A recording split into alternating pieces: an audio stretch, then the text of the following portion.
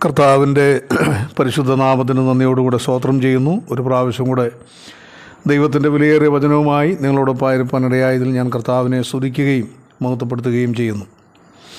യോശുവയുടെ പുസ്തകം 3-ാം അധ്യായത്തിൻ്റെ 1 മുതലുള്ള വാക്യങ്ങളാണ് നമ്മൾ ഈ ദിവസങ്ങളിൽ ധ്യാനിച്ചുകൊണ്ടിരിക്കുന്നത്. വലുവനായ ദൈവം നമ്മുടെ ജീവിതത്തിൽ അത്ഭുത പ്രവൃത്തികൾ ചെയ്യുന്നതിന്, അല്ലെ ദൈവം നമ്മുടെ ജീവിതത്തിൽ പ്രവർത്തിക്കേണ്ടതിന് നാം എന്തൊക്കെ ചെയ്യണം എന്നാണ് ഈ ദിവസങ്ങളിൽ ഈ അധ്യായത്തിൽ നിന്ന് നമ്മൾ ധ്യാനിച്ചുകൊണ്ടിരിക്കുന്നത്.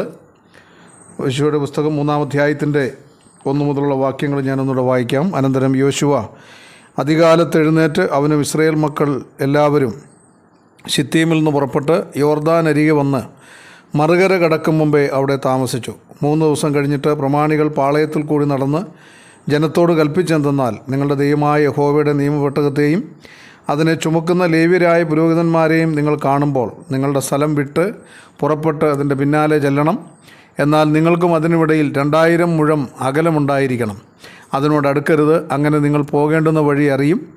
ഈ വഴിക്ക് നിങ്ങൾ മുമ്പേ പോയിട്ടില്ലല്ലോ. പിന്നെ യോശുവ ജനത്തോട്, നിങ്ങളെ തന്നെ ശുദ്ധീകരിപ്പീൻ, യഹോവ നാളെ നിങ്ങളുടെ ഇടയിൽ അതിശയം പ്രവർത്തിക്കും എന്ന് പറഞ്ഞു. നമുക്ക് ഈ വാക്യങ്ങളിൽ നിന്ന് ദൈവം നമ്മുടെ ജീവിതത്തിൽ അത്ഭുതം പ്രവർത്തിക്കണമെങ്കിൽ എന്തൊക്കെ കാര്യങ്ങൾ നമ്മൾ ചെയ്യണം എന്നാണ് നമ്മൾ ഈ ദിവസങ്ങൾ ചിന്തിച്ചുകൊണ്ടിരുന്നത്. യോശുവയുടെ പുസ്തകം 3-ാം അധ്യായത്തിൻ്റെ 1-ാം വാക്യത്തിൽ നമ്മൾ വായിച്ചത്, അനന്തരം യോശുവ അതികാലത്ത് എഴുന്നേറ്റു. ആ വാക്കിൽ നിന്ന് നമുക്ക് പഠിക്കാൻ കഴിഞ്ഞത്, ക്രിസ്തീയ ജീവിതത്തിൽ ദൈവം പ്രവർത്തിക്കണമെങ്കിൽ നമ്മുടെ ജീവിതത്തിന് പുതിയൊരാരംഭം കുറിക്കപ്പെടേണ്ടത് ആവശ്യമാണ്.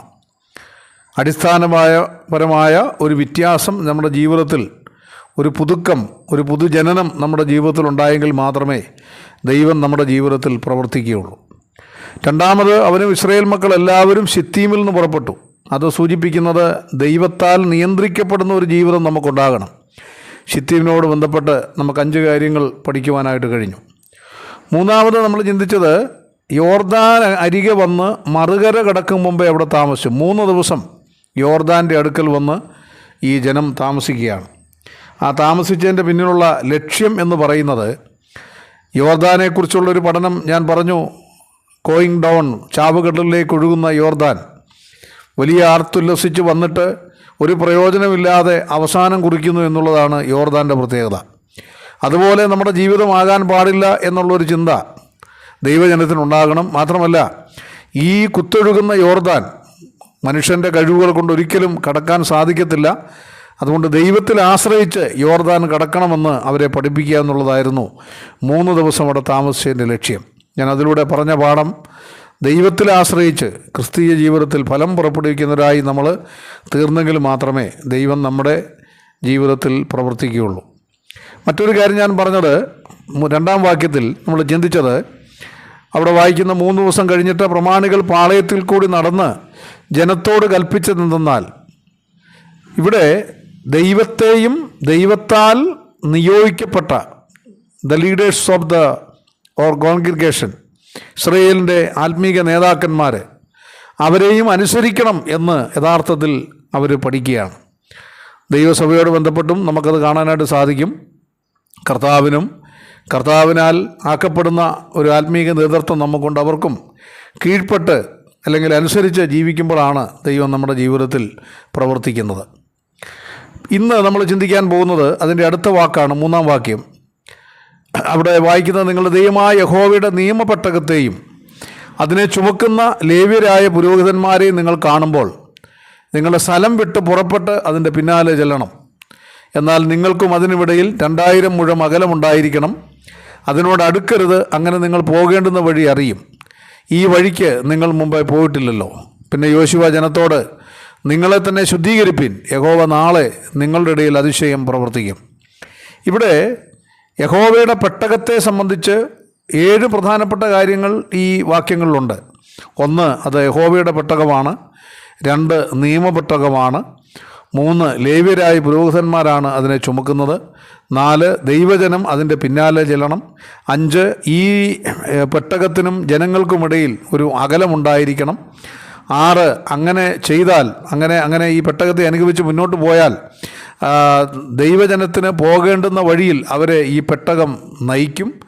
മാത്രമല്ല 13-ാം വാക്യം നമ്മൾ വായിക്കുമ്പോൾ ഈ പെട്ടകം ചുമലിൽ വെച്ചുകൊണ്ട് ഉള്ളങ്കാൽ യോർദാനിൽ ചവിട്ടുമ്പോൾ വലിയ ഒരു അത്ഭുതം നടക്കും.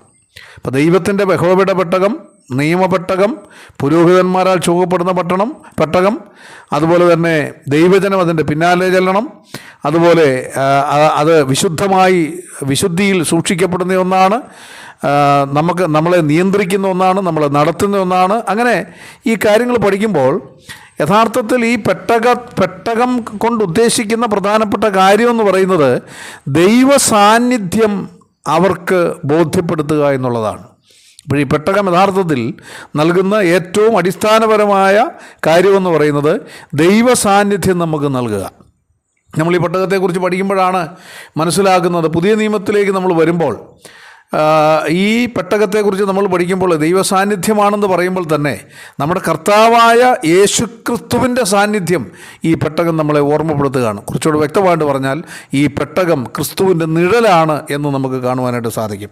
ചില കാര്യങ്ങൾ വളരെ വേഗത്തിൽ അതിനോട് ബന്ധപ്പെട്ട് ഞാൻ പറഞ്ഞു പോകാം. 1 കൊരിന്ത്യർ 10-ാം അധ്യായത്തിൻ്റെ 4-ാം വാക്യം നമ്മൾ വായിക്കുമ്പോൾ പൗലോസ് പറയുകയാണ്, ഇസ്രായേൽ മക്കളെ മിസ്രയീമിൽ നിന്ന് ചെങ്കടൽ കടത്തി മരുഭൂമിയിലൂടെ നടത്തി അവരെ കനാനിൽ എത്തിച്ചപ്പോൾ ആരാണ് അവർക്ക് പിന്നിൽ പ്രവർത്തിച്ചത്? അവിടെ വായിക്കുന്നത്, അവരെ അനുഗമിച്ച ആത്മീക പാറയിൽ നല്ലോ അവർ കുടിച്ചത്, ആ പാറ ക്രിസ്തുവായിരുന്നു.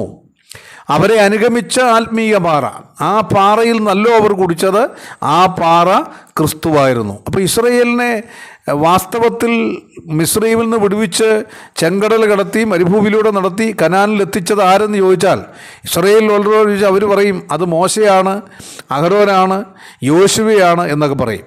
എന്നാൽ പൗലോസ് പറയുന്നത് അവരൊക്കെ ഉണ്ട്, എന്നാൽ അവരുടെ പുറകെ അവരെ അനുഗമിച്ച് അവരെ നയിച്ച് അവർക്ക് വേണ്ടി പ്രവർത്തിച്ചത് നമ്മുടെ വാഴ്ത്തപ്പെട്ട കർത്താവായ യേശുക്രിസ്തുവാണ്. അത് പൗലോസ് തന്നെ പറഞ്ഞതാണ്, ആ പാറ ക്രിസ്തുവായിരുന്നു. അപ്പോൾ ക്രിസ്തുവിൻ്റെ നിഴലാണ് ഈ പെട്ടകമെന്ന് നമുക്കതിലൂടെ ഒന്നാമതായിട്ട് മനസ്സിലാക്കാൻ കഴിയും. രണ്ടാമത്, യിരെമ്യാ പ്രവചനം 3-ാം അധ്യായത്തിൻ്റെ 15-ാം വാക്യം നമ്മൾ വായിക്കുമ്പോൾ ഈ പെട്ടകം ഇസ്രായേലിന് നഷ്ടപ്പെട്ടു പോവുകയും ഈ പെട്ടകം ഇല്ലാതെ തന്നെയുള്ള ഒരു ദൈവ സാന്നിധ്യം അവർക്ക് ഭാവി കാലത്ത് ലഭിക്കുകയും ചെയ്യുമെന്ന് യിരെമ്യാവ് 3:15 യിരെമ്യാ പറയുകയാണ്. അവിടെ നമ്മൾ വായിക്കുന്നത്, ഞാൻ നിങ്ങൾക്ക് എൻ്റെ മനസ്സിനൊത്ത ഇടയന്മാരെ നൽകും, അവർ നിങ്ങളെ ജ്ഞാനത്തോടും ബുദ്ധിയോടും കൂടെ മേയിക്കും, അങ്ങനെ നിങ്ങൾ ദേശത്ത് വർദ്ധിച്ചു പെരുകും. ആ കാലത്ത് യഹോവയുടെ നിയമപെട്ടകം എന്ന് നീ പറയുകയില്ല, അത് മനസ്സിൽ വരികയില്ല, അതിനെ ഓർക്കുകയുമില്ല, ചെന്ന് കാണുകയുമില്ല, ഇനി അത് ഉണ്ടാക്കുകയുമില്ല എന്ന് യഹോവയുടെ അരുളപ്പാട്. നമുക്കറിയാം, യിരെമ്യാവ് പ്രവാസത്തിലേക്ക് പോകുന്നതിന് മുമ്പ് ഇസ്രായേലിന് ഉപദേശിച്ച പ്രവാചകനാണ്. ഇസ്രായേലിന് വരാൻ പോകുന്ന ദുരന്തങ്ങൾ മുഴുവൻ മുൻകൂട്ടി പറഞ്ഞ ആളാണ്. ബാബിലോണ്യരുടെ ആക്രമിക്കപ്പെടുമെന്നും അവരടിമകളായി പിടിച്ചുകൊണ്ട് പോകപ്പെടുമെന്നും 70 സംവത്സരം അവരടിമത്തത്തിൽ കഴിയേണ്ടി വരുമെന്നും അത് സംഭവിക്കാതിരിക്കണമെങ്കിൽ മാനസാന്തരപ്പെട്ട് ദൈവത്തിലേക്ക് തിരിയണമെന്ന് വളരെ വ്യക്തമായി ഉപദേശിച്ച ഒരാളാണ് യിരെമ്യാവ്. എന്നാൽ ആ യിരെമ്യാവ് തന്നെ പറയുകയാണ്, ഈ നിയമപെട്ടകം നിങ്ങൾ ഇനി കാണാൻ പോകുന്നില്ല, നിയമപെട്ടകത്തെ നിങ്ങൾ ഓർക്കാൻ പോകുന്നില്ല, അതിനെ ചെന്ന് കാണാൻ പോകുന്നില്ല എന്ന് അദ്ദേഹം പറയുകയാണ്. അത് വാസ്തവത്തിൽ അന്നുണ്ടായിരുന്ന ആളുകളെ സംബന്ധിച്ച് അവരുടെ ഹൃദയത്തിൽ വളരെ വേദനയുണ്ടാക്കിയ ഒരു പ്രസംഗമായിരുന്നു യിരെമ്യാവിൻ്റെ പ്രസംഗം. കാരണം ഇസ്രായേലിനെ സംബന്ധിച്ച് അവർക്ക് ദൃശ്യരൂപത്തിൽ ദൈവത്തെ കാണാൻ മാർഗമില്ല, ദൈവമുണ്ടെന്ന് അവർക്കറിയാം. അപ്പോൾ ദൈവത്തിൻ്റെ ഒരു നിഴലെന്ന നിലയിൽ, അല്ലെങ്കിൽ ദൈവത്തിൻ്റെ സാന്നിധ്യത്തിൻ്റെ ഒരു പ്രതീകമെന്ന നിലയിൽ അവർ കണ്ടുകൊണ്ടിരുന്നത് ഈ നിയമപെട്ടകത്തെയാണ്. അതുകൊണ്ട് ആ പെട്ടകത്തെ ഇനി ഞങ്ങൾ കാണത്തില്ല, അതിനെ ഓർക്കുകയില്ല, അതിനെ ഉണ്ടാക്കുകയുമില്ല എന്ന് പറഞ്ഞപ്പോൾ അതൊരു ശാപകരമായ വാക്കായിട്ട് മാത്രമേ അവർക്ക് തോന്നിയുള്ളൂ. പക്ഷേ യിരെമ്യാവ് അത് പറഞ്ഞത് വാസ്തവത്തിൽ ചരിത്രത്തിൽ സംഭവിച്ചു എന്നുള്ളത് നമുക്കറിയാം. നമ്മൾ രാജാക്കന്മാരുടെ 2-ാം പുസ്തകം 25-ാം അധ്യായത്തിൻ്റെ 13 മുതൽ 17 വരെയുള്ള വാക്യങ്ങൾ നിങ്ങൾ വായിച്ചാൽ അവിടെ യഹോവയുടെ ബാബിലോണിൽ കൽദയർ ഇസ്രായേലിനെ ആക്രമിക്കുന്ന രംഗമാണ്. അങ്ങനെ ആക്രമിക്കുമ്പോൾ യെരൂശലേം ദേവാലയത്തിൽ ഉണ്ടായിരുന്ന എല്ലാ പാത്രങ്ങളും കണക്കനുസരിച്ച് എല്ലാ ഉപകരണങ്ങളും അവരെടുത്തുകൊണ്ട് പോകുന്നതിൻ്റെ ഒരു കണക്ക് നമുക്ക് ആ വാക്യങ്ങൾ കാണാൻ സാധിക്കും. എന്നാൽ ആ വാക്യങ്ങൾ നമ്മൾ പരിശോധിച്ചാൽ അവിടെ യഹോവയുടെ പെട്ടകത്തെക്കുറിച്ച് ഒരിടത്ത് പോലും ഒരു പരാമർശം നമുക്കില്ല. ഇല്ല. ഇനി എസ്രയുടെ പുസ്തകം 1-ാം അധ്യായത്തിൻ്റെ 7 മുതൽ 11 വരെയുള്ള വാക്യം വായിച്ചാൽ പാർസി രാജാവായ കോറശിൻ്റെ കാലത്ത് എസ്രായിക്കും അതുപോലെ സെരുബ്ബാബേലിനും ദേവാലയത്തിലെ പാത്രങ്ങളെല്ലാം തിരികെ എടുത്ത് എണ്ണി അവർക്ക് മടക്കി കൊടുക്കുന്നൊരു രംഗം നമുക്കറിയാം. അവിടെയും എണ്ണി എടുക്കുന്നിടത്തൊന്നും യഥാർത്ഥത്തിൽ യഹോവയുടെ പെട്ടകം കാണാനായിട്ടില്ല. അപ്പോൾ യഥാർത്ഥത്തിൽ യിരെമ്യാവ് പറഞ്ഞതുപോലെ നിങ്ങളിനി ഈ പെട്ടകത്തെ കാണത്തില്ല, നിങ്ങളതിനെ ഓർക്കത്തില്ല, നിങ്ങളതിനെ ഉണ്ടാകത്തുമില്ല എന്ന തരത്തിൽ ഈ പെട്ടകം ഇസ്രായേലിൽ നിന്ന് നഷ്ടപ്പെട്ടു പോയിരിക്കുന്നു, ഇസ്രായേലിൽ നിന്ന് കാണാതായിരിക്കുന്നു. എപ്പോഴാ? ഈ ബാബിലോൺ ഇസ്രായേലിനെ ആക്രമിക്കുന്നതിന് തൊട്ടു മുമ്പ് ഈ പെട്ടകം മാറ്റപ്പെട്ടു എന്ന് വളരെ വ്യക്തമായി മനസ്സിലാക്കാൻ കഴിയും. എന്നാൽ അതെങ്ങനെ സംഭവിച്ചു എന്ന് വേദപുസ്തകത്തിലെങ്ങും നമുക്ക് അതിന് തെളിവുകളൊന്നും കാണാനായിട്ടില്ല. എന്നാൽ മക്കാബിയരുടെ പുസ്തകം 2 മക്കാബിയരുടെ പുസ്തകം 2-ാം അധ്യായത്തിൻ്റെ 4 മുതൽ 8 വരെയുള്ള വാക്യം. മക്കാബിയരുടെ പുസ്തകം നമുക്കറിയാം, അത് അപ്പോക്രിഫയാണ്, അത് ദൈവശാസ്ത്രീയ ഗ്രന്ഥമല്ല. എന്നാൽ ആ കാലത്ത് നടന്ന ചില സംഭവങ്ങൾ, മക്കാബിയരുടെ കാലത്ത് നടന്ന ചില സംഭവങ്ങൾ രേഖപ്പെടുത്തിയിരിക്കുകയാണ്. അവിടെ മക്കാബിയരുടെ പുസ്തകം 2 മക്കാബിയർ 2-ന്റെ 4 മുതൽ 8 വരെയുള്ള വാക്യങ്ങൾ നമ്മൾ പഠിക്കുമ്പോൾ അവിടെ യിരെമ്യാവ് എഴുതി കൊടുത്ത ഒരു രേഖ മക്കാബിയരുടെ പുസ്തകത്തിൽ പറയുകയാണ്. അവിടെ ഞാൻ എഴുതിയിരിക്കുന്ന വാക്ക് ഞാൻ അതുപോലെ വായിക്കാം. രേഖയിൽ ഇങ്ങനെയും കാണുന്നുണ്ട്: ദൈവത്തിൻ്റെ അരുളപ്പാടനുസരിച്ച് കൂടാരവും പേടകവും തൻ്റെ പിന്നാലെ കൊണ്ടുവരുവാൻ പ്രവാചകൻ കൽപ്പിച്ചു. ഇവിടെ പ്രവാചകൻ ഉദ്ദേശിക്കുന്ന യിരെമ്യാവാണ്. ദൈവം നൽകിയ അവകാശഭൂമി കാണാൻ മോശ കയറിയ മലയിലേക്ക് അവൻ പോയി. അവിടെ യിരെമ്യാവ് ഒരു ഗുഹ കണ്ടു. കൂടാരവും പേടകവും ധൂപപീഠവും അതിൽ വെച്ച് പ്രവേശന കവാടവും അടച്ച് ഭദ്രമാക്കി. ശ്രദ്ധിക്കണം, കൂടാരവും പേടകവും ധൂപപീഠവും മോശ കയറിയ മലയിലെ ഉള്ള ഗുഹയിൽ കൊണ്ടുവന്ന് അവിടെ വെച്ചിട്ട് അതിൽ വെച്ച പ്രവേശന കവാടവും അടച്ച് ഭദ്രമാക്കി. ആര്? യിരെമ്യാവും അദ്ദേഹത്തിൻ്റെ അനുയായികളും കൂടെ ചെയ്തു എന്നാണ് ഇവിടെ പറയുന്നത്. എന്നിട്ട് അനുയായികൾ ചിലർ അങ്ങോട്ടുള്ള വഴി അടയാളപ്പെടുത്താൻ മുതിർന്നെങ്കിലും വഴി കണ്ടുപിടിക്കാൻ കഴിഞ്ഞില്ല. എന്നിട്ട് അടുത്ത പാരഗ്രാഫിൽ പറയുന്നത്, യിരെമ്യാവ് ഇതറിഞ്ഞ് ശകാരിച്ചും കൊണ്ട് പറഞ്ഞു: ദൈവം തൻ്റെ ജനത്തെ വീണ്ടും ഒന്നിച്ചു കൂട്ടുകയും അവരോട് കരുണ കാണിക്കുകയും ചെയ്യുന്നതുവരെ ഈ സ്ഥലം അജ്ഞാതമായിരിക്കും. അപ്പോൾ ബാബിലോൺ നെബൂഖദ്നേസറിൻ്റെ നേതൃത്വത്തിൽ കൽദയർ വന്ന് ഇസ്രായേലിനെ ആക്രമിക്കപ്പെടുന്നതിന് മുമ്പ് യിരെമ്യാവും അനുയായികളും ഈ പെട്ടകവും അതുപോലെ തന്നെ കൂടാരവും ധൂപപീഠവും എടുത്ത് മോശയെ ദൈവം കനാൻ ദേശം കാണിച്ച മലയുടെ അടുക്കലേക്ക് പോയി അവിടെ ഒരു ഗുഹയിൽ ഇത് ഒളിച്ചു വെച്ചു എന്നാണ് നമ്മൾ വായിക്കുന്നത്. എന്നിട്ട് അതിലേക്ക് വന്ന് ആ പെട്ടകവും ഇതൊക്കെ തിരിച്ചെടുക്കാൻ വേണ്ടി അടയാളം തിരഞ്ഞ ആ അനുയായികൾക്കത് കണ്ടെത്താൻ കഴിഞ്ഞില്ല, ഒരു അടയാളം കണ്ടെത്താൻ കഴിഞ്ഞില്ല. അത്രമാത്രം അവർ പോലും അത് വെച്ച ഉടനെ പോലും അവരത് മറന്നുപോയി എന്നുള്ളതാണ് അതിൻ്റെ കാര്യം. അവിടെ യിരെമ്യാവ് വരെ വഴക്ക് പറയുകയാണ്. എന്നിട്ട് അദ്ദേഹം പറയുന്നൊരു വാക്ക് ശ്രദ്ധിക്കണം: ദൈവം തൻ്റെ ജനത്തെ വീണ്ടും ഒന്നിച്ചു കൂട്ടുകയും അവരോട് കരുണ കാണിക്കുകയും ചെയ്യുന്നത് വരെ ഈ സ്ഥലം അജ്ഞാതമായിരിക്കും. അന്ന് യിരെമ്യാവ് പറഞ്ഞപ്പോൾ ഒരുപക്ഷെ അദ്ദേഹം വിചാരിച്ചത് ബാബിലോണിൽ നിന്ന് 70 വർഷത്തെ അടിമത്തത്തിനു ശേഷം ഇസ്രായേൽ മടങ്ങി അവരുടെ സ്വന്തം നാട്ടിലേക്ക് വരുമ്പോൾ ഈ പെട്ടകം അവർക്ക് തിരികെ ലഭിക്കുമെന്നൊരർത്ഥത്തിലായിരിക്കാൻ നെഹമ്യാവ് സംസാരിച്ചത് എന്നാണ് നമുക്ക് അവിടെ ആദ്യമായിട്ട് മനസ്സിലാക്കാനായിട്ട് സാധിക്കുന്നത്. എന്നാൽ അദ്ദേഹം കുറച്ചുകൂടെ വ്യക്തമായി പറയുന്നൊരു കാര്യം അതിൻ്റെ 3-ാം അധ്യായത്തിൻ്റെ 15-ാം വാക്യം, ഏത് കാലത്താണ് സംഭവിക്കുന്നത്? ഞാൻ എൻ്റെ മനസ്സിനൊത്ത ഇടയന്മാരെ നൽകുന്നൊരു കാലത്ത്, അവർ നിങ്ങളെ ജ്ഞാനത്തോടും ബുദ്ധിയോടും കൂടെ മേയിക്കുന്ന കാലത്ത്, അങ്ങനെ നിങ്ങൾ ദേശത്ത് വർദ്ധിച്ചു പെരുകുമ്പോൾ, ഒന്ന് ആലോചിച്ച് നോക്കണം, അത് എൻ്റെ മനസ്സിനൊത്ത ഇടയന്മാരെ ദൈവം നൽകുന്ന ഏത് കാലത്താണ്? അത് പുതിയ നിയമസഭയുടെ കാലത്താണ്. കർത്താവായ യേശു ക്രിസ്തുവാണല്ലോ ദൈവത്തിൻ്റെ മനസ്സിനൊത്ത ഏറ്റവും നല്ല ഇടയനെന്ന് പറയുന്നത്. യോഹന്നാൻ സുവിശേഷം 10-ാം അധ്യായത്തിൻ്റെ 11-ാം വാക്യത്തിൽ നമ്മൾ വായിക്കുന്ന കർത്താവ് പറഞ്ഞു: ഞാൻ നല്ല ഇടയനാണ്, നല്ല ഇടയൻ ആടുകൾക്ക് വേണ്ടി തൻ്റെ ജീവനെ കൊടുക്കുന്നു. മാത്രമല്ല അപ്പോസ്തലന്മാരുടെ ജീവിതം നമ്മൾ പരിശോധിച്ചാൽ 1-ാം നൂറ്റാണ്ടിലെ ആത്മീയ നേതൃത്വത്തിൻ്റെ ആ കാഴ്ചപ്പാട് നമ്മൾ പരിശോധിച്ചാൽ അവരെല്ലാം നല്ല ഇടയന്മാരായിരുന്നു. അവർ ദൈവസഭയ്ക്ക് വേണ്ടി, ദൈവജനത്തിനു വേണ്ടി അവരുടെ ജീവൻ വെച്ചു കൊടുക്കാൻ തയ്യാറുള്ള ആളുകളായിരുന്നു. അപ്പോൾ അങ്ങനെ ഒരു ഇടയന്മാർ വരുന്ന കാലത്ത് നിങ്ങളിനി ഈ പെട്ടകത്തെ ഓർക്കുകയില്ല, പെട്ടകം ഇനി നിയമഘട്ടകം ഇനി പറയത്തില്ല, അത് മനസ്സിൽ വരില്ല, അതിനെ ഓർക്കത്തില്ല, ചെന്ന് കാണുകയുമില്ല, അതുണ്ടാക്കുകയുമില്ല. പുതിയ നിയമസഭയോടുള്ള ബന്ധപ്പെട്ട് നമുക്കറിയാം, ആദിമഘട്ടത്തിൽ ഈ സഭയിലേക്ക് വന്നവരെല്ലാം യഹൂദന്മാരായിട്ടുള്ള ആളുകളാണ്. അവർ വന്നപ്പോൾ അവർക്ക് കർത്താവായ യേശു ക്രിസ്തുവിൻ്റെ സാന്നിധ്യം അവർക്ക് അനുഭവിപ്പാൻ കഴിഞ്ഞു. നമ്മുടെ കർത്താവ് പുനരുത്ഥാനത്തിന് മുമ്പ് പറഞ്ഞ വാക്ക് നമുക്കറിയാം. മത്തായി സുവിശേഷം 28:20, ഞാനോ ലോകാവസാനത്തോളം എല്ലാ നാളും നിങ്ങളോട് കൂടിയുണ്ട്. അപ്പോൾ കർത്താവായ യേശു ക്രിസ്തുവിൻ്റെ ദൃശ്യമായ സാന്നിധ്യം നമുക്കില്ലെങ്കിലും അദൃശ്യമായ സാന്നിധ്യം ദൈവസഭയോടുകൂടി ഉണ്ട്. ആ സാന്നിധ്യമുള്ള കാലത്ത് ഈ പെട്ടകത്തെക്കുറിച്ച് ഓർക്കുക പോലുമില്ല എന്ന് വളരെ വ്യക്തമായി യിരെമ്യാവ് പറയുകയാണ്. എന്നാൽ യഹൂദനെ സംബന്ധിച്ച് ഇത് അക്ഷരപ്രകാരം സംഭവിക്കുമോ എന്നുള്ളതാണ് ഇനി ലോകം നോക്കിക്കൊണ്ടിരിക്കുന്ന കാര്യം. നമുക്കറിയാം ഇസ്രായേലിന് എന്തുകൊണ്ടാണ് ഈ ദുരന്തമുണ്ടായത്? അവർ കർത്താവിനെ തള്ളിപ്പറഞ്ഞതുകൊണ്ടാണ്. റോമാലേഖനം 11-ാം അധ്യായത്തിൻ്റെ 15-ാം വാക്യം നമ്മൾ വായിക്കുമ്പോൾ, അവരുടെ ഭ്രംശം ലോകത്തിൻ്റെ നിരപ്പിന് ഹേതുവായി എങ്കിൽ, ഇസ്രായേൽ കർത്താവിനെ തള്ളിപ്പറഞ്ഞപ്പോൾ, അവർ ദൈവത്തെ വിട്ട് അകന്നു മാറിയപ്പോൾ അവരുടെ ആ ഭ്രംശം ക്രിസ്തുവിനെ തള്ളിപ്പറഞ്ഞത് ലോകത്തിൻ്റെ നിരപ്പിന് ഹേതുവായി. യോഹന്നാൻ 1:12 നമ്മൾ വായിക്കുന്നത്, അവനെ കൈക്കൊണ്ടവൻ്റെ നാമത്തിൽ വിശ്വസിക്കുന്ന ഏവർക്കും ദൈവമക്കളാകാൻ ദൈവം അധികാരം കൊടുത്തു. അങ്ങനെ ദൈവമക്കളാകാൻ ദൈവം അധികാരം കൊടുത്ത് ആ പദവിയിലേക്ക് ദൈവം നമ്മളെ മടക്കി കൊണ്ടുവന്നപ്പോൾ അത് വാസ്തവത്തിൽ ദൈവത്തിൻ്റെ വലിയൊരു അനുഗ്രഹം നമുക്കവിടെ കാണുവാനായിട്ട് സാധിക്കും. അത് വാസ്തവത്തിൽ അവരുടെ ഭ്രംശം ലോകത്തിൻ്റെ നിരപ്പിന് ഹേതുവായി. എന്നാൽ അവരുടെ ഭ്രംശം എന്നേക്കുമുള്ള ഭ്രംശമല്ല. അതിൻ്റെ അടുത്ത വാചകത്തിൽ പറയുന്നത്, അവരുടെ അംഗീകരണം മരിച്ചവരുടെ ഉയർപ്പെന്നല്ലാതെ എന്താകും? ഇസ്രായേലിനൊരു അംഗീകാരം ഉണ്ടാകും, ഇസ്രായേലിനൊരു പുനരുത്ഥാനം ഉണ്ടാകും, ഇസ്രായേലിനൊരു രക്ഷയുണ്ടാകുമെന്ന് ദൈവത്തിൻ്റെ വചനം വ്യക്തമായി പറയുന്നു. ദൈവസഭയ്ക്ക് ഇന്ന് ലഭിച്ച ഈ മഹത്തായ ഭാഗ്യം ഇസ്രായേലിന് ലഭിക്കാൻ പോവുകയാണ്. അത് നമ്മൾ റോമാലേഖനം 11:26 വായിക്കുന്നത്. ജാതികളുടെ പൂർണ്ണസംഖ്യ ചേരുവോളം ഇസ്രായേലിന് അംശമായി കാഠിന്യം സംഭവിച്ചിരിക്കുന്നു. ദൈവസഭ പൂർത്തിയാക്കപ്പെടുന്നത് വരെ ഇസ്രായേൽ ക്രിസ്തുവുമായിട്ടുള്ള ബന്ധത്തിലേക്ക് വരികയില്ല എന്നാണ് അതിൻ്റെ അർത്ഥം. അംശമായി കാഠിന്യം സംഭവിച്ചിരിക്കുന്നു. എന്നാൽ അത് കഴിയുമ്പോൾ, അതായത് മരിച്ചവരുടെ പുനരുയർപ്പെന്നല്ല, സഭയുടെ ഉൽപ്രാവണം നടന്നു കഴിയുമ്പോൾ എന്താണ് സംഭവിക്കാൻ പോകുന്നത്?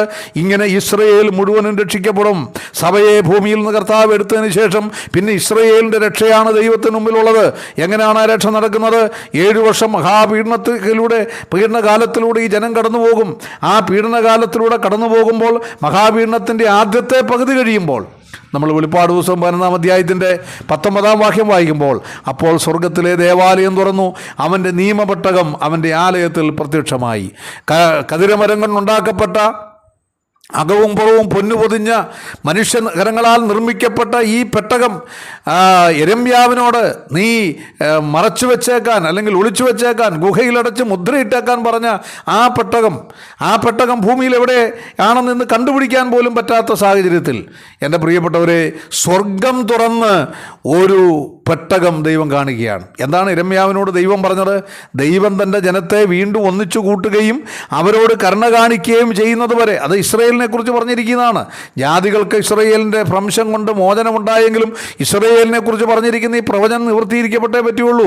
ഇസ്രായേലിനോട് കരുണ കാണിച്ചേ പറ്റുള്ളൂ. ഇസ്രായേലിനോട് കരുണ കാണിക്കുന്ന സമയത്ത് ഈ പെട്ടകം അവർക്ക് കാണാൻ സാധിക്കണം. പെട്ടകം കാണാൻ സാധിക്കണം. അത് വെളിപ്പാട് 11:19 അപ്പോൾ സ്വർഗത്തിലെ ദേവാലയം തുറന്നു, അവൻ്റെ നിയമപെട്ടകം അവൻ്റെ ആലയത്തിൽ പ്രത്യക്ഷമായി എന്നാണ് പറയുന്നത്. അതെപ്പോഴാണ്? ഇസ്രായേലിനോട് ദൈവം കരുണ കാണിക്കുന്ന സമയത്ത്. എന്താണ് ഈ സമയത്ത് കരുണ കാണിക്കാൻ കാരണം? വെളിപ്പാട് പുസ്തകം 11-ാം അധ്യായം പഠിപ്പിക്കുന്നത് മഹാപീഡനത്തിൻ്റെ ആദ്യത്തെ പകുതിയുടെ അവസാനമാണ്. ആദ്യത്തെ പകുതിയുടെ അവസാനം എന്താണ് സംഭവിക്കുന്നത്? എതിർ ക്രിസ്തു അവൻ്റെ ഒരു ബിംബമുണ്ടാക്കി, ഒരു വിഗ്രഹമുണ്ടാക്കി യെരുശലേം ദേവാലയത്തിൽ വെച്ചിട്ട് അതിനെ നമസ്കരിക്കണമെന്ന് യഹൂദന്മാരോട് ആവശ്യപ്പെടുകയാണ്. അതിനവർ തയ്യാറാകാതിരുന്നപ്പോൾ ഇസ്രായേലിനെതിരായി എതിർ ക്രിസ്തുവിൻ്റെ നേതൃത്വത്തിൽ ലോകരാജ്യങ്ങൾ മുഴുവൻ ഒന്നിക്കുന്നു. പിശാച് ദൃശ്യരൂപത്തിൽ സർപ്പമെന്ന നിലയിൽ ഇസ്രായേലിനെ ആക്രമിക്കാനായിട്ട് വരുന്നു. അങ്ങനെ വരുമ്പോൾ കർത്താവ് അവരോട് കരുണ കാണിക്കുകയാണ്. കരുണ കാണിച്ചിട്ട് നിങ്ങൾ 12-ാം അധ്യായം പഠിച്ചാൽ അറിയാം. അവിടെ കർത്താവ് അവളെ സംരക്ഷിക്കുകയാണ്. മരുഭൂമിയിൽ ഇസ്രായേലിനെ സംരക്ഷിക്കുന്ന ദൈവത്തിൻ്റെ കരുണ.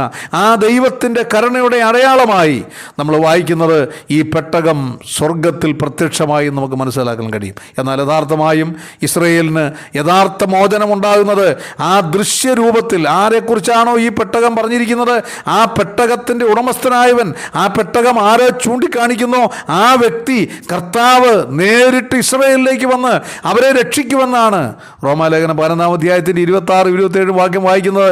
അവിടെ വായിക്കുന്നത്, വിടുവിക്കുന്നവൻ സിയോനിൽ നിന്ന് വരും, അവൻ യാക്കോബിൽ നിന്ന് അഭക്തിയെ മാറ്റും, ഞാൻ അവരുടെ പാപങ്ങളെ നീക്കുമ്പോൾ ഇത് ഞാൻ അവരോട് ചെയ്തിരിക്കുന്ന നിയമം.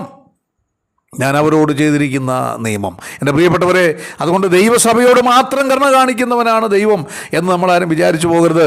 ഇസ്രായേലിനുള്ള ബന്ധത്തിൽ ഈ പെട്ടകം അവർക്ക് മുമ്പിൽ താൽക്കാലികമായി മറച്ചുവെങ്കിലും പിന്നീട് പെട്ടകത്തിൻ്റെ ഉടമസ്ഥനായവൻ ഈ പെട്ടകം ആരെ കുറിക്കുന്നു അവൻ അവരുടെ നടുവിലേക്ക് ഇറങ്ങി വന്ന് അവൻ്റെ മുറിവുകൾ കണ്ട് അവർ കുത്തിവെങ്കിലേക്ക് നോക്കി കുലംകുലമായി ജാതിയായി മനസാന്തരപ്പെട്ട് ഇസ്രായേൽ മുഴുവനും രക്ഷിക്കപ്പെടുമെന്നുള്ളത് ദൈവത്തിൻ്റെ വചനം പഠിപ്പിക്കുന്ന വലിയ ഒരു ഭാഗ്യമാണ്. എന്നാൽ നമുക്ക് ഈ കാലഘട്ടത്തിൽ ലഭിച്ചിരിക്കുന്ന ഒരു കാര്യം, ഇസ്രായേൽ എന്ന കർത്താവിനെ തള്ളിപ്പറഞ്ഞ് യേശുക്രിസ്തുവിനെ വേണ്ട എന്നും പറഞ്ഞ് ഈ ലോകത്ത് ജീവിക്കുമ്പോൾ ദൈവസഭയ്ക്ക് കർത്താവിനെ ആത്മമണവാളനായി സ്വീകരിച്ച് അവനോട് ചേർന്ന് ജീവിക്കുവാനുള്ള ഭാഗ്യം എത്രയോ വലുതാണ്. കർത്താവ് പറഞ്ഞ വാക്ക് ഇന്ന് യഥാർത്ഥത്തിൽ നമ്മുടെ ജീവിതത്തിൽ പ്രായോഗികമാകുകയാണ്. ഞാനോ ലോകാവസാനത്തോളം എല്ലാ നാളും ഞാൻ നിങ്ങളോട് കൂടെ ഇരിക്കും. അതുകൊണ്ട് യിരെമ്യാ പ്രവാചകൻ്റെ പ്രഖ്യാപനത്തിൻ്റെ അടിസ്ഥാനത്തിൽ ഈ പെട്ടകം ക്രിസ്തുവിനെ കാണിക്കുന്നുവെന്ന് നമുക്ക് പറയാനായിട്ട് സാധിക്കും.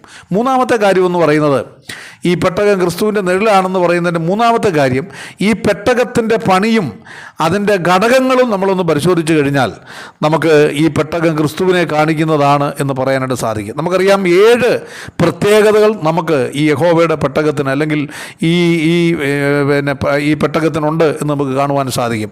അതിലൊന്നാമത്തെ കാര്യം എന്ന് പറയുന്നത്, ഈ പെട്ടകം കതിരമരം കൊണ്ട് പണിതതാണ്. കതിരമരം കൊണ്ട് പണിയപ്പെട്ടതാണ് ഈ പെട്ടകം. പുറപ്പാട് ദിവസം 25:11.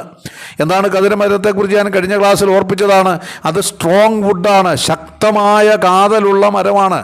2, അത് മരുഭൂമിയിൽ വളരുന്ന മരമാണ്.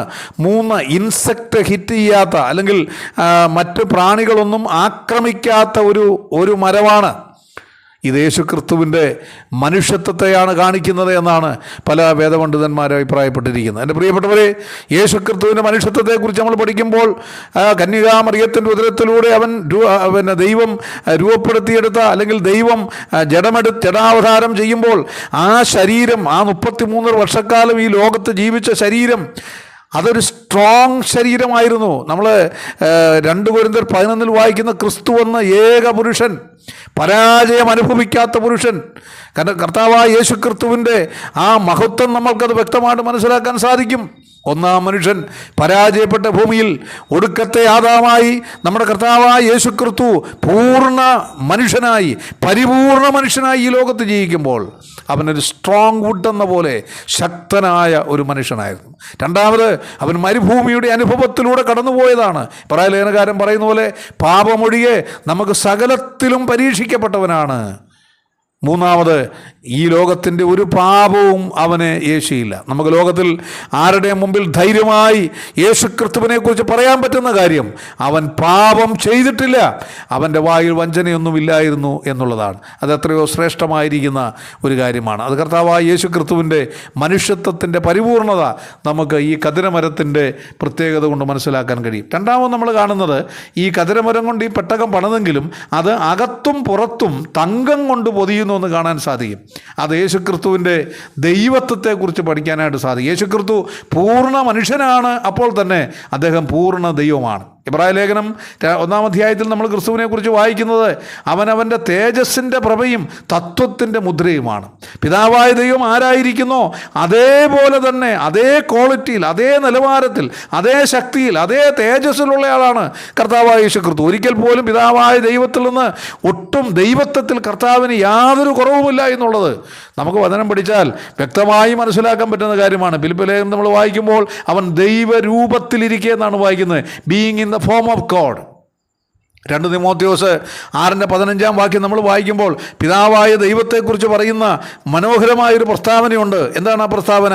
ധന്യനായ ഏകാധിപതി, രാജാതിരാജാവ്, താൻ മാത്രം അമർത്യതയുള്ളവൻ, അടുത്തുകൂടാത്ത വെളിച്ചത്തിൽ വസിക്കുന്നവൻ, മനുഷ്യരാരും കാണാത്തവനും കാണാൻ കഴിയാത്തവനുമായവൻ. ദൈവത്വത്തിൻ്റെ ഒരു ശരിയായ ചിത്രം നമുക്കിവിടെ കാണാൻ സാധിക്കും. പിതാവായ ദൈവത്തെ നമുക്ക് എന്തുകൊണ്ട് കാണാൻ പറ്റുന്നില്ല? പിതാവായ ദൈവത്തെ നമുക്ക് എന്തുകൊണ്ട് കാണാൻ പറ്റുന്നില്ല എന്ന ചോദ്യത്തിന് ഈ വാക്യം ഉത്തരമാണ്. എന്താണ്? അവൻ അൺഅപ്രോച്ചബിൾ ലൈറ്റിൽ വസിക്കുന്നവനാണ്, അടുത്തുകൂടാത്ത വെളിച്ചത്തിൽ വസിക്കുന്നവനാണ്. നമ്മുടെ കർത്താവായ യേശുക്രിസ്തുവും പിതാവായ ദൈവത്തോട് ഇതേ രീതിയിൽ തന്നെ തുല്യ പ്രാധാന്യമുള്ളവനായിരുന്നു. എന്നാൽ എൻ്റെ പ്രിയപ്പെട്ടവരെ, അവൻ പൂർണ്ണ ദൈവം മാത്രമല്ല, പൂർണ്ണ മനുഷ്യനുമായതുകൊണ്ട് ആ പൂർണ്ണ മനുഷ്യൻ എന്ന നിലയിലും പൂർണ്ണ ദൈവം എന്ന നിലയിലും നമുക്ക് കർത്താവിനെ കാണാൻ പറ്റുന്നുണ്ട്. കൊലോസ്യ ലേഖനത്തിൽ പൗലോസ് പറയുന്ന പോലെ ദൈവത്തിൻ്റെ സർവ്വസമ്പൂർണതയും ദേഹരൂപമായി അവനിൽ വസിക്കുന്നത് കൊണ്ട് നമുക്ക് നമ്മുടെ കർത്താവിനെ കാണാൻ സാധിക്കുന്നു, അവൻ്റെ അടുക്കൽ ചെല്ലുവാനായിട്ട് സാധിക്കുന്നു. നമ്മുടെ കർത്താവ് ഭൂമിയിലായിരുന്നപ്പോൾ തന്നെ നമുക്കറിയാം, അവൻ മനുഷ്യവേഷമെടുത്ത് ഈ ഭൂമിയിലായിരുന്നപ്പോൾ തന്നെ അവൻ പൂർണ്ണ മനുഷ്യനും പൂർണ്ണ ദൈവവുമായിരുന്നു. നമുക്കറിയാം, കാനാവിലെ കല്യാണ വീട്ടിലെ കാര്യം നമ്മൾ പരിശോധിച്ചാൽ ഒരു പൂർണ്ണ മനുഷ്യനെന്ന നിലയിൽ കർത്താവായ യേശു ക്രിസ്തുവിനെ ആ കല്യാണ സദ്യയ്ക്ക് ആ കുടുംബത്തോട് ബന്ധപ്പെട്ട ആളുകളായിരുന്നത് കൊണ്ട് കല്യാണത്തിന് വിളിച്ചു എന്ന് നമുക്കറിയാം. അവിടെ കർത്താവ് വന്ന് ആ കല്യാണത്തിൽ പങ്കെടുത്ത് ഭക്ഷണമൊക്കെ കഴിച്ച് മടങ്ങിയാൽ മതിയായിരുന്നു. എന്നാൽ അവിടെ അപൂർണത കണ്ടതുകൊണ്ട്, വീഞ്ഞ് പോരാതെ വന്നതുകൊണ്ട് ആ കല്യാണ സദ്യ അലങ്കോലപ്പെടുമെന്ന് കണ്ടപ്പോൾ അവൻ ദൈവത്വം അവിടെ പ്രകടമാക്കി അവൻ പച്ചവെള്ളത്തെ മുന്തിരിച്ചാറാക്കും നമുക്ക് കാണാൻ സാധിക്കും. അപ്പോൾ യേശു ക്രിസ്തു ഭൂമിയിലായിരുന്ന 33 വർഷക്കാലം തന്നെ അവൻ പൂർണ്ണ മനുഷ്യനും പൂർണ്ണ ദൈവവുമാണെന്ന് വളരെ വ്യക്തമായി തെളിയിച്ചു എന്ന് നമുക്ക് മനസ്സിലാക്കാൻ കഴിയുന്ന കാര്യമാണ്. എന്നാൽ നമുക്ക് അത്ഭുതം തോന്നുന്ന കാര്യം, കർത്താവ് ഒരിക്കലും തൻ്റെ വ്യക്തിപരമായ കാര്യത്തിന് വേണ്ടി തൻ്റെ ദൈവത്വം ഒരിക്കൽ പോലും വിനിയോഗിച്ചിട്ടില്ല എന്നുള്ളത് നമുക്ക് മനസ്സിലാക്കാൻ പറ്റുന്ന കാര്യമാണ്. അതുകൊണ്ട് പൂർണ്ണ മനുഷ്യനും പൂർണ്ണ ദൈവമായ കർത്താവ്. 1 കൊരിന്ത്യർ 15:22 നമ്മുടെ കർത്താവിനെ കുറിച്ച് വായിക്കുമ്പോൾ അവിടെ പറയുന്നത്, ആദാമിനെ കുറിച്ച് പറയുമ്പോൾ ആദാമിൽ എല്ലാവരും മരിക്കും. ആദാം മരിച്ചു, ആദാമിൻ്റെ സന്തതികൾ മരിക്കുന്നു, ആദാമ്യ സ്വഭാവമുള്ളവരെല്ലാം മരിക്കുകയാണ്, നമ്മൾ മുഖാന്തരം ജനിക്കുന്നവരെല്ലാം മരിക്കുക. എന്നാൽ നമ്മൾ വായിക്കുന്നത് ക്രിസ്തുവിൽ എല്ലാവരും ജീവിപ്പിക്കപ്പെടും.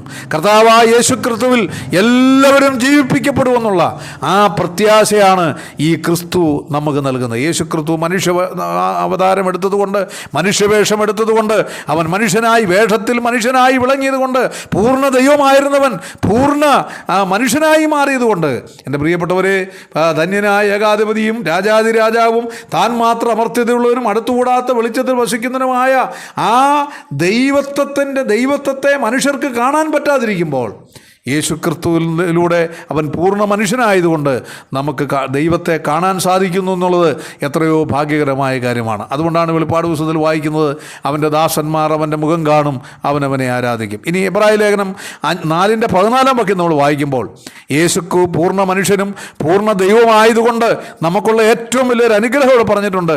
അതോടെ വായിക്കുന്ന, ആകയാൽ ദൈവപുത്രനായ യേശു ആകാശത്തിൽ കൂടി കടന്നുപോയൊരു ശ്രേഷ്ഠ മഹാപുരോഹിതനായി നമുക്കുള്ളത് കൊണ്ട് നാം നമ്മുടെ സ്വീകാര്യം അല്ലെങ്കിൽ നമ്മുടെ പ്രോമിസ്, നമ്മുടെ വാഗ്ദാനം മുറുകെ പിടിച്ചുകൊള്ളുക. നമുക്കുള്ള മഹാപുരോഹിതൻ നമ്മുടെ ബലഹീനതകളിൽ സഹതാപം കാണിക്കാൻ കഴിയാത്തവനല്ല, പാപമൊഴിയ സർവ്വത്തിലും നമുക്ക് തുല്യനായി പരീക്ഷിക്കപ്പെട്ടവനത്രേ. അതുകൊണ്ട് കരുണ ലഭിപ്പാനും തത്സമയത്ത് സഹായത്തിനുള്ള കൃപ ലഭിപ്പാനുമായി നാം ധൈര്യത്തോടെ കൃപാസനത്തിനടുത്തേക്ക് ചെല്ലുക. എൻ്റെ പ്രിയപ്പെട്ടവരെ, ഇന്ന് ഈ കർത്താവിൻ്റെ അടുക്കലേക്ക് ചെല്ലുവാൻ നമുക്ക് ദൈവം എത്രയോ വലിയ അവസരമാണ് നൽകിയിരിക്കുന്നത്. എബ്രായ ലേഖനം 10-ാം അധ്യായത്തിൻ്റെ 19 വാക്യം നമ്മൾ വായിക്കുമ്പോൾ, അതുകൊണ്ട് സഹോദരന്മാരെ, യേശു തൻ്റെ ദേഹമെന്ന തിരുശീലയിലൂടെ നമുക്ക് പ്രതിഷ്ഠിച്ച ജീവനുള്ള പുതുവഴിയായി വിശുദ്ധ മന്ദിരത്തിലേക്കുള്ള പ്രവേശനത്തിൻ്റെ ധൈര്യവും ദേവാലയത്തിൽ ഒരു മഹാപുരോഹിതനും നമുക്കുള്ളതുകൊണ്ട് നാം മനസാക്ഷി നീക്കുമാര ഹൃദയങ്ങളിൽ തളിക്കപ്പെട്ടവരും ശുദ്ധവെള്ളത്താൽ ശരീരം കഴുകപ്പെട്ടവരുമായി വിശ്വാസത്തിൻ്റെ പൂർണ്ണ നിശ്ചയമുണ്ട് പരമാർത്ഥ ഹൃദയത്തോടെ അടുത്തു ചെല്ലുക. ദൈവത്തിന് സ്തോത്രം. ഇന്ന് ദൈവത്തിൻ്റെ അടുക്കലേക്ക് അടുത്തു വന്നവനെ ആരാധിക്കുവാൻ, ഈ കർത്താവുമായി വ്യക്തിബന്ധം സ്ഥാപിക്കുവാൻ, കർത്താവിനോട് ചേർന്ന് ജീവിക്കുവാൻ, അവൻ്റെ സാമീപ്യം അനുഭവിക്കുവാൻ നമുക്ക് ലഭിച്ചത് യേശു ക്രിസ്തു പൂർണ്ണ മനുഷ്യനും പൂർണ്ണ ദൈവവുമായതുകൊണ്ടാണ് എന്നോർത്ത് ഞാൻ ദൈവത്തെ സ്തുതിക്കുന്നു. ഈ പെട്ടകത്തിൻ്റെ 3-ാമത്തെ പ്രത്യേകത, മന്ന ഇട്ടുവെച്ച പൊൻപാത്രം ഈ പെട്ടകത്തിനുണ്ടായിരുന്നു. അത് ദൈവീക പരിപോഷണത്തെയും ദൈവിക പരിപാലനത്തെയും കാണിക്കുകയാണ്. നമുക്കറിയാം, ഇസ്രായേൽ മക്കൾ മിസ്രയീമിൽ നിന്ന് യാത്ര ചെയ്ത് 40 സംവത്സരം മരുഭൂമിയിൽ കൂടെ നടന്നു, അല്ലെങ്കിൽ ദൈവം നടത്തി. ആ 40 സംവത്സരം മരുഭൂമിയിലൂടെ നടത്തിയപ്പോൾ അവർക്ക് ഭക്ഷണം കൊടുത്തത് സ്വർഗത്തിലെ ദൈവമാണ്. എന്തോ ഭക്ഷണമാണ് കൊടുത്തത്? ആകാശത്തിലെ മന്ന, സ്വർഗീയ മന്ന, ദൈവത്തിൻ്റെ ഇഷ്ടഭോജനമായ മന്ന. ആ മന്ന മനുഷ്യർക്ക് കൊടുത്തു. മന്നയെക്കുറിച്ച് നമ്മൾ ലേവ്യ പുസ്തകത്തിൽ വായിക്കുന്ന ദൈവത്തിന് ഏറ്റവും പ്രിയപ്പെട്ട അപ്പമെന്നാണ്.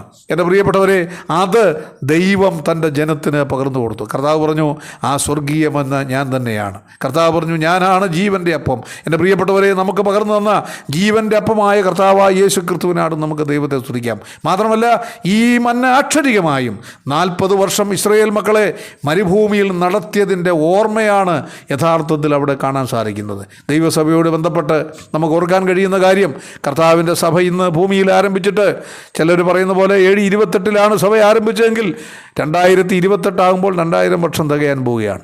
ഇനി 33 സ്ഥാപിക്കപ്പെട്ടെങ്കിൽ 2033 തികയുമ്പോൾ 2000 വർഷം തികയാൻ പോവുകയാണ്. കഴിഞ്ഞ 2000 വർഷമായി ഈ ഭൂമിയിൽ ദൈവസഭയെ കർത്താവ് പോറ്റി പുലർത്തുന്നു എന്നാണ് എഫേസ്യ ലേഖനം 5-ാം അധ്യായത്തിൻ്റെ 29-ാം വാക്യത്തിൽ കാണുന്നത്. ആരും തൻ്റെ ജഡത്തെ ഒരു നാളും പകച്ചിട്ടില്ലല്ലോ, ക്രിസ്തുവും സഭയെ ചെയ്യുന്നത് പോലെ അതിനെ പോറ്റി പുലർത്തുക. തൻ്റെ ശരീരമാകുന്ന സഭയെ കർത്താവ് ഒരു നാളും പകയ്ക്കുന്നില്ല എന്ന് മാത്രമല്ല, അതിനെ പോറ്റി പുലർത്തുന്നു എന്ന് നമുക്കിവിടെ മനസ്സിലാക്കാനായിട്ട് സാധിക്കും. കർത്താവ് തൻ്റെ സഭയെ പോറ്റി പുലർത്തുന്നു എന്ന് നമുക്കിവിടെ മനസ്സിലാക്കാനായിട്ട് സാധിക്കും.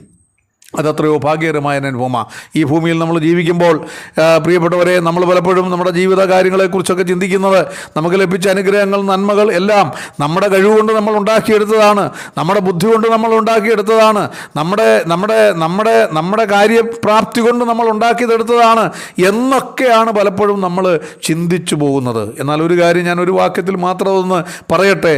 നമുക്കറിയാം, ഈ സർവ്വലോകവും, ദൈവത്തിൻ്റെ വചനം പറയുന്നത്, സർവ്വലോകവും ഇന്ന് ദുഷ്ടൻ്റെ അധീനതയിലാണ്. ദൈവം സൃഷ്ടിച്ച ഭൂമിയാണിത്, യാതൊരു സംശയവുമില്ല.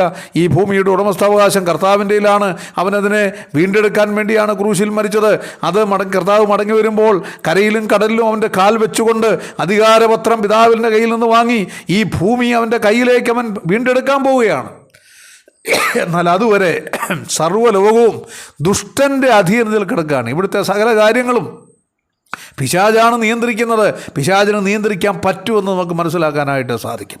അപ്പോൾ ഒരു കാര്യം മനസ്സിലാക്കേണ്ടത്, അതുകൊണ്ടാണ് കർത്താവ് ലൂക്കോസിൻ്റെ സുവിശേഷം 4-ാം അധ്യായത്തിൽ കർത്താവിന് ഈ ലോകത്തിലെ സകല മഹത്വവും ചൂണ്ടിക്കാണിച്ചിട്ട്, വീണെന്നെ നമസ്കരിച്ചാൽ ഇതൊക്കെ നിനക്ക് തരാമെന്ന് പറഞ്ഞത് അവൻ്റെ കയ്യിലായതുകൊണ്ടാണ്. അപ്പം ഞാൻ ചോദിക്കട്ടെ, ഈ ദുഷ്ടൻ്റെ അധീനതയിൽ കിടക്കുന്ന ലോകത്തിൽ നമ്മൾ ജീവിക്കുമ്പോൾ ഒരു രക്ഷിക്കപ്പെട്ട ദൈവവേദനെ പിശാചിന് തിരിച്ചറിയാൻ സാധിക്കുമല്ലോ.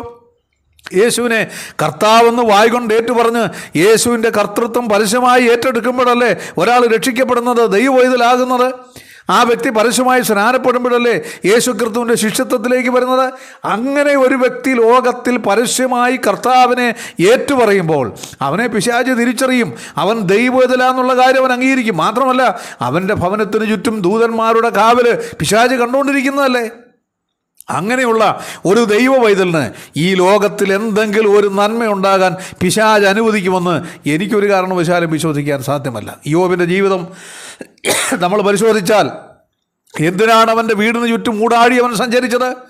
ആ വേലി പൊളിച്ചകത്ത് കയറി യോബിനെയും അവൻ്റെ കുടുംബത്തെയും നശിപ്പിക്കുക. അതായിരുന്നു പിശാചിൻ്റെ തന്ത്രം. അവൻ്റെ കുഞ്ഞുങ്ങളെ നശിപ്പിച്ചത്, അവൻ്റെ സമ്പത്ത് നശിപ്പിച്ചത്, അവൻ്റെ ഭാര്യയെ കൊണ്ട് അവനെ തള്ളിപ്പറയിപ്പിച്ചത്, അവന് മാരകമായ രോഗം വരുത്തിയതെല്ലാം പിശാചിൻ്റെ തന്ത്രങ്ങളായിരുന്നു, അവൻ്റെ ഹോബിയായിരുന്നുവെന്ന് നമുക്ക് കാണുവാൻ സാധിക്കും. അങ്ങനെ ഒരു ലോകത്ത്, സാത്താൻ്റെ അധീനതയുള്ള ലോകത്തിൽ എൻ്റെ പ്രിയപ്പെട്ടവരെ, നമുക്കെന്തെങ്കിലുമൊക്കെ നന്മകൾ ലഭിച്ചിട്ടുണ്ടെങ്കിൽ അത് കർത്താവ് തന്ന ദാനമാണെന്നോർത്ത് ദൈവത്തിന് സ്തോത്രം പറയണം. അവൻ തൻ്റെ സഭയെ കഴിഞ്ഞ 20 നൂറ്റാണ്ടുകളായി ലോകത്ത് പോറ്റി പുലർത്തുന്നു. അതാണ് ഈ മന്നയിട്ട് വെച്ച പൊൻപാത്രം സൂചിപ്പിക്കുന്നത്. പിന്നീട് നമ്മൾ നാലാമത് കാണുന്നത് അഹരോൻ്റെ തളിർത്ത വടി. അത് സൂചിപ്പിക്കുന്നത് എന്താണ്? ദൈവത്തിൻ്റെ ഡയറക്ഷനും ഡിസിപ്ലിനുമാണ്. 23-ാം സങ്കീർത്തനത്തിൽ നമ്മൾ വായിക്കുന്നത്, നിൻ്റെ വടിയും കോലും എന്നെ ആശ്വസിപ്പിക്കുന്നു. നമുക്ക് ജീവിതയാത്രയിൽ വടി സൂചിപ്പിക്കുന്നത് നമുക്കൊരു ശിക്ഷണ നടപടികൾക്ക് വേണ്ടി കർത്താവ് നമ്മളെ ഉപയോഗിക്കുന്നു എന്നുള്ളതാണ്. ശിക്ഷണ നടപടി നമ്മുടെ ജീവിതത്തിൽ കർത്താവ് ചെയ്യുന്നു. 2 കോല് ഓർപ്പിക്കുന്നത് നമുക്കൊരു ശരിയായ പാത അവൻ കാണിച്ചു തരുന്നു മുന്നോട്ടുള്ള യാത്രയ്ക്ക്. അതാണ് അവിടെ പറയുന്നത്, അങ്ങനെ നിങ്ങൾ പോകേണ്ടുന്ന വഴി അറിയും, ഈ വഴിക്ക് നിങ്ങൾ മുമ്പേ പോയിട്ടില്ലല്ലോ. എൻ്റെ പ്രിയപ്പെട്ടവരെ, നമ്മൾ കടന്നു പോകാത്ത ജീവിതത്തിൻ്റെ, ഇന്ന് വരെയുള്ള പാത നമ്മൾ കടന്നു പോയതാണ്. നാളത്തെ ജീവിതം നമ്മൾ കടന്നു പോകാത്തൊരു ജീവിതമാണ്. ആ ജീവിതത്തിൽ നമ്മളെ ശരിയായ മാർഗത്തിൽ നയിക്കുന്ന നമ്മുടെ കർത്താവായ യേശു ക്രിസ്തു. ഇബ്രായ ലേഖനം 12:5 വായിക്കുന്നത്, മകനെ, കർത്താവിൻ്റെ ശിക്ഷ നിരസിക്കരുത്, അവൻ ശാസിക്കുമ്പോൾ മുഷികയുമരുത്. കർത്താവ് താൻ സ്നേഹിക്കുന്നവനെ ശിക്ഷിക്കുന്നു, താൻ കൈക്കൊള്ളുന്ന ഏതു മകനെയും തല്ലുന്നു. ഒരു ദൈവവേദനെ സംബന്ധിച്ച് അവൻ ഈ ലോകത്ത് ദൈവത്തോട് ചേർന്ന് ജീവിക്കുമ്പോൾ, അവൻ്റെ ജീവിതത്തിൽ ചില തെറ്റുകളും കുറ്റങ്ങളും സംഭവിക്കുമ്പോൾ അവനെ ശിക്ഷണ നടപടിയിലൂടെ നടത്തി അവനെ ശരിയായിട്ട് നമ്മുടെ ഗുണത്തിന് വേണ്ടി, നമ്മുടെ നന്മയ്ക്ക് വേണ്ടി, നമ്മളെ നന്നാക്കിയെടുക്കാൻ വേണ്ടി ദൈവത്തിന് നമ്മളെ ശിക്ഷിക്കാനുള്ള അവകാശമുണ്ട്. അതുകൊണ്ട് ആ ശിക്ഷണ ക്രമങ്ങളിലൂടെയൊക്കെ ആരെങ്കിലും കടന്നു പോകുന്നുണ്ടെങ്കിൽ അവരാരും കർത്താവിൻ്റെ ശിക്ഷയെ നിരസിക്കരുത്, അവൻ ശാസിക്കുമ്പോൾ മുഷികയുമരുത് എന്നാണ് ഇവിടെ പറയുന്നത്.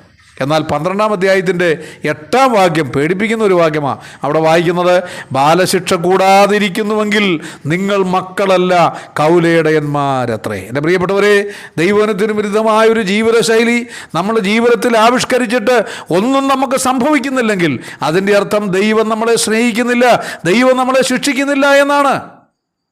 എന്തുകൊണ്ടാണ്? വെളിപ്പാട് പുസ്തകം 3:15-16 നിങ്ങൾ വായിച്ചേ.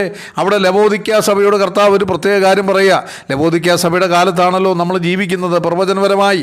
അവിടെ പറയുകയാണ്, നീ ഉഷ്ണവാനോ ശീതവാനോ ആയിരുന്നുവെങ്കിൽ കൊള്ളായിരുന്നു. ഇങ്ങനെ ശീതവാനുമല്ല ഉഷ്ണവാനുമല്ല ശീതോഷ്ണവാനാകയാൽ നിന്നെ എൻ്റെ വായിൽ നിന്ന് ഉമണ്ണുകളയുമെന്ന് ഇവിടെ കർത്താവ് പറയുക. എന്താണ് ഇതിൻ്റെ ചരിത്രം? ടിം ലാഹെ എന്ന് പറയുന്ന ദേവദാസൻ എഴുതിയ വെളിപ്പാട് പുസ്തകത്തിൻ്റെ കമൻട്രിയിൽ അദ്ദേഹം പറയുന്നത് വളരെ അത്ഭുതകരമായൊരു കാര്യം, ഒരു ചരിത്രപരമായൊരു കാര്യമാണ്. അതായത് ലവോദിക്ക എന്ന് പറയുന്നത് ഒരു 2 കുന്നുകളിലുള്ള ഒരു പട്ടണമാണ്. ഈ പട്ടണത്തിൻ്റെ താഴ്വരയിലൂടെ നടുക്കുകൂടെ ഒരു വലിയ വിശാലമായ നദി ഒഴുകുന്നുണ്ട്. ഈ നദിയിൽ നിന്നാണ് ഇവരെല്ലാവരും വന്ന് വെള്ളം കോരുകയും ഒക്കെ ചെയ്യുന്നത്. ഈ നദി ഒരു പർവ്വതത്തിൽ നിന്ന് പുറപ്പെട്ടു വരുന്ന നദിയാണ്. അപ്പം 2 കാലങ്ങൾ, അതായത് ഉഷ്ണകാലത്ത് ഈ നദിയിലൂടെ ഒഴുകുന്ന വെള്ളത്തിന് ചൂടാണ് അനുഭവപ്പെടുന്നത്. അതേസമയത്ത് തണുപ്പ് കാലത്ത് ഈ നദിയിലൂടെ ഒഴുകുന്ന വെള്ളത്തിന് തണുപ്പ് അനുഭവപ്പെടും. എന്നാൽ ഇതിന് രണ്ടിനും ഇടയ്ക്ക് ഒരു കാലമുണ്ട്. ആ കാലത്ത് ഈ ചൂടിൽ നിന്ന് തണുപ്പിലേക്കോ തണുപ്പിൽ നിന്ന് ചൂടിലേക്കോ പ്രകൃതി മാറുന്ന ഒരു സമയത്ത് ഈ വെള്ളത്തിലൂടെ ചവർപ്പുകാരങ്ങൾ, അതായത് ഈ പർവ്വതത്തിൽ നിന്ന് ഒഴുകി വരുന്ന ചാരമയമുള്ള വസ്തുക്കളൊക്കെ ഈ വെള്ളത്തിലൂടെ ഒഴുകി വരും. അതവർക്കറിയാം. ആ സീസൺ എടുക്കുന്ന സമയത്ത് അവർ വെള്ളം കോരാനായിട്ട് ചെല്ലുമ്പോൾ കയ്യിൽ ഈ വെള്ളം എടുത്തിട്ട് വായിലൊന്ന് രുചിച്ചു നോക്കും. രുചിച്ച് നോക്കിയിട്ട് അത് അഴുക്കാൻ തോന്നിയാൽ അവർ തുപ്പിക്കളയുന്ന ഒരു പതിവ് അവർക്കുണ്ട്. ആ പശ്ചാത്തലം വെച്ചുകൊണ്ട് പറയുകയാണ്, നീ ശീതവാനുമല്ല ഉഷ്ണവാനുമല്ല ശീതോഷ്ണവാനാകയാൽ നിന്നെ എൻ്റെ വായിൽ നിന്ന് ഉമിണ്ണുകളയും എന്ന് പറഞ്ഞാൽ നിന്നെ എനിക്കിഷ്ടമല്ല എന്നാണ് ആ പറഞ്ഞതിൻ്റെ അർത്ഥം. നിന്നെ നരകത്തിൽ വിടുവെന്നോ നിൻ്റെ പേര് വെട്ടിക്കളയുന്നൊന്നും അല്ല, നിന്നെ എനിക്കിഷ്ടമല്ല. ഈ കാലഘട്ടത്തിൽ എൻ്റെ പ്രിയപ്പെട്ടവരെ, നമ്മുടെയൊക്കെ ജീവിതത്തിലേക്ക് ഒന്ന് തിരിഞ്ഞു നോക്കിയിട്ട് വാസ്തവത്തിൽ കർത്താവിന് എന്നെ ഇഷ്ടമാണോ? എൻ്റെ ജീവിതം കണ്ട്, എൻ്റെ പ്രവർത്തനം കണ്ട്, എൻ്റെ പ്രാർത്ഥന കണ്ട്, എൻ്റെ ഇടപാടുകൾ കണ്ട്, എൻ്റെ പ്രസംഗം കണ്ട്, എൻ്റെ വാക്കുകൾ കൊണ്ട് വാസ്തവത്തിൽ കർത്താവിന് എന്നെ ഇഷ്ടമാണോ എന്ന് ഒന്ന് പരിശോധിക്കേണ്ടത് ആവശ്യമാണ്. എന്നെ ഭയപ്പെടുത്തുന്ന ഏറ്റവും വലിയൊരു വാക്യമുണ്ട്. അന്ത്യകാലത്ത് സഭ ഈ ഭൂമിയിൽ നിന്ന് എടുക്കപ്പെടുന്നതിന് ഏറ്റവും അടുത്തൊരു കാലത്ത് ദൈവത്തിൻ്റെ ഒരു പ്രമാണം എന്താണെന്ന് വെളിപ്പാട് പുസ്തകം 22-ാം അധ്യായത്തിൻ്റെ 10-ാം വാക്യത്തിൽ പറഞ്ഞിട്ടുണ്ട്. അതെന്താ വായിക്കുന്നറിയാമോ? അവിടെ വായിക്കുന്നത്, അവൻ പിന്നെയും എന്നോട് പറഞ്ഞത്, സമയമെടുത്ത് ഈ പുസ്തകത്തിലെ പ്രവചനം മുദ്രയിടരുത്. എന്നിട്ട് അടുത്ത വാക്ക് ശ്രദ്ധിക്കുക, അനീതി ചെയ്യുന്നവൻ ഇനി അനീതി ചെയ്യട്ടെ. എൻ്റെ പ്രിയപ്പെട്ടവരെ, അതുകൊണ്ട് അങ്ങനെയുള്ളവർക്ക് ഒരു ഗോൾഡൻ ഓപ്പർച്യൂണിറ്റിയാണെന്ന് എനിക്ക് പലപ്പോഴും തോന്നിയിട്ടുണ്ട്. കാരണം എന്ത് തെറ്റ് ചെയ്താലും കുഴപ്പമില്ല, ദൈവം ഒന്നും ചെയ്യത്തില്ല. അഴുക്കുള്ളവൻ ഇനിയും അഴുക്കാടട്ടെ. പാപത്തിൻ്റെ ചെളിയിലൂടെ ദൈവവചനം ഇത്രത്തോളം കേട്ടിട്ടും പിന്നെയും പാപത്തിൽ ജീവിക്കാനാണ് നിനക്ക് ആഗ്രഹമെങ്കിൽ അങ്ങനെ തന്നെ നീ മുന്നോട്ട് പോകട്ടെ. എന്നിട്ട് അടുത്ത വാക്കെന്താ? നീതിമാൻ ഇനിയും നീതി ചെയ്യട്ടെ, വിശുദ്ധൻ ഇനിയും തന്നെ വിശുദ്ധീകരിക്കട്ടെ. എന്നിട്ട് എന്താ അടുത്ത വാക്കെന്താ? ഇതാ ഞാൻ വേഗം വരുന്നു, ഓരോരുത്തരും അവൻ്റെ പ്രവർത്തിക്ക് തക്കവണ്ണം കൊടുപ്പാൻ പ്രതിഫലം എൻ്റെ പക്കലുണ്ട്. ദൈവസഭയോട് പറയുന്നതാണ്. ദൈവസഭയിൽ രക്ഷിക്കപ്പെട്ടവൻ അനീതി ചെയ്യുന്നവൻ ഉണ്ടെങ്കിൽ, അഴുക്കുള്ളവനുണ്ടെങ്കിൽ അവരോട് പറയാണ്, നീ അങ്ങനെ തന്നെ തുടരുക, നിന്നെ നന്നാക്കാൻ ഞാൻ ഇനി മുന്നോട്ട് വരുന്നില്ല. അതൊരു വലിയ ശാപമാണ്. എന്താ ശാപം? നമ്മൾ കൊരിന്ത്യർ ലേഖനത്തിൽ വായിക്കുന്നുണ്ടല്ലോ, 2 കൊരിന്ത്യർ 5:10, അവനവൻ ശരീരത്തിൽ ഇരിക്കുമ്പോൾ ചെയ്യും നല്ലതാകിലും തീയതാകിലും അവന് തക്കവണ്ണം പ്രാപിക്കേണ്ടതിന് നാം എല്ലാവരും ക്രിസ്തുവിനായ മുമ്പിൽ വെളിപ്പെടേണ്ടതാണ്. ഈ വചനം പഠിച്ചപ്പോൾ, വചനം വെളിപ്പെടുത്തിയപ്പോൾ കർത്താവിനോട് ഞാൻ പ്രാർത്ഥിക്കുന്നു, കർത്താവേ, എന്നെ നീ ശിക്ഷിക്കണം, എന്നെ ശിക്ഷണ നടപടികളിലൂടെ നടത്തിവിടണം, എന്നെ നന്നാക്കിയെടുക്കണം. സ്വർഗത്തിൽ പോയി കോടാനുകോടി വിശുദ്ധന്മാരുടെ മുമ്പിൽ വെച്ച് നാണം കെടുന്ന ഒരവസ്ഥ എനിക്കുണ്ടാകാതിരിക്കുവാൻ കർത്താവേ, എന്നെ ശരിയായ ശിക്ഷണ നടപടിയിലൂടെ കടത്തിവിടണമേ എന്ന് നമ്മൾ ഓരോരുത്തരും പ്രാർത്ഥിക്കേണ്ട ഒരു കാലത്താണ് നമ്മൾ ജീവിക്കുന്നത്. ഈ പെട്ടകത്തിൻ്റെ 5-ാമത്തെ പ്രത്യേകത, നിയമത്തിൻ്റെ കൽപ്പനകൾ ഈ പെട്ടകത്തിനകത്തുണ്ട്. എന്താണ് ഈ നിയമത്തിൻ്റെ കൽപ്പനകൾ സൂചിപ്പിക്കുന്നത്? അത് ദൈവത്തിൻ്റെ പരിശുദ്ധമായ വചനമാണ്. എഫേസ്യ ലേഖനം 5-ാമത്തിൻ്റെ 26-ാം വാക്യം, അവൻ അവളെ വചനത്തോടുകൂടിയ ജലസ്നാനത്താൽ വെടിപ്പാക്കി വിശുദ്ധീകരിക്കേണ്ടതിനും കറ ചുളുക്കം മുതലായതൊന്നുമില്ലാതെ സഭയെ ശുദ്ധയും നിഷ്കളങ്കയുമായി തനിക്ക് തന്നെ തേജസ്സോടെ മുൻനിർത്തേണ്ടതിന് തന്നെത്താൻ അവൾക്ക് വേണ്ടി ഏൽപ്പിച്ചു കൊടുത്തു. കർത്താവ് യേശു ക്രിസ്തു തൻ്റെ ജീവൻ സഭയ്ക്ക് വേണ്ടി കൊടുത്തത് എന്തിനു വേണ്ടിയാണ്? അവളെ വചനത്തോടുകൂടിയ ജലസ്നാനത്താൽ വെടിപ്പാക്കി വിശുദ്ധീകരിച്ച് കറ ചുളുക്കം മുതലായതൊന്നുമില്ലാതെ ശുദ്ധയും നിഷ്കളങ്കയുമായി പിതാവായ ദൈവത്തിൻ്റെ മുമ്പിൽ പ്രദർശിപ്പിക്കുക. അതാണ് പൗലോസ് കൊരിന്ത്യർ ലേഖനത്തിൽ കൊരിന്ത്യരെ കുറിച്ച് ആഗ്രഹിക്കുന്നത്. ക്രിസ്തു എന്ന ഏക പുരുഷന് നിർമ്മല കന്യകയായി ഏൽപ്പിക്കാൻ ഞാൻ നിങ്ങളെ വിവാഹ നിശ്ചയം ചെയ്തിരിക്കുന്നു. എൻ്റെ പ്രിയപ്പെട്ടവരെ, അതുകൊണ്ട് ദൈവസഭയെ ഇന്ന് ദൈവം ശുദ്ധീകരിക്കുന്നത് ദൈവത്തിൻ്റെ വചനത്തിലൂടെയാണ് എന്ന് നമ്മൾ തിരിച്ചറിയേണ്ടത് ആവശ്യമാണ്. ഈ പെട്ടകത്തിൽ കാണുന്ന 6-ാമത്തെ പ്രത്യേകത കൃപാസനമാണ്. എന്തിനാണ് കൃപാസനം? ഞാനധികം വിശദീകരിക്കാൻ സമയമില്ല. എബ്രായർ 5:16 കൃപാസനത്തെക്കുറിച്ച് ഞാൻ വായിച്ചു കേൾപ്പിച്ചല്ലോ.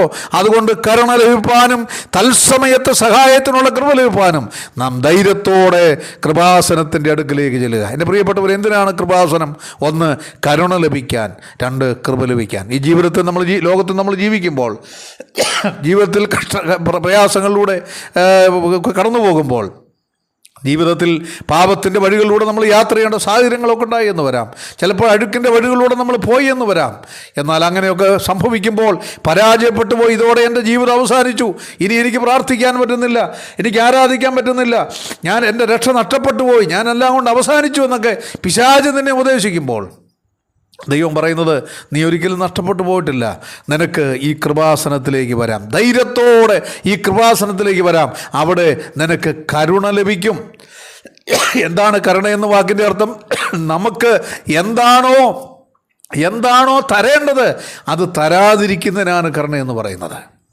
നമുക്കെന്താണോ അർഹതപ്പെട്ടത് അത് തരാതിരിക്കുന്നതിനാണ് നമുക്ക് കരുണ എന്ന് പറയുന്നത്. ഇനി കൃപ എന്താണ്? നമുക്കൊരിക്കലും അർഹതയില്ലാത്ത കാര്യം നമുക്ക് ദൈവം നൽകുന്നതിനാണ് കൃപ എന്ന് പറയുന്നത്. ഇത് രണ്ടും ലഭിക്കണമെങ്കിൽ തത്സമയത്ത്, ഏത് സമയത്താണോ നമുക്ക് ഈ കരുണയും കൃപയും ആവശ്യമുള്ളത്, ആ സമയത്ത് ധൈര്യത്തോടെ കൃപാസനത്തിലേക്ക് മടങ്ങി വരാൻ കഴിയണം.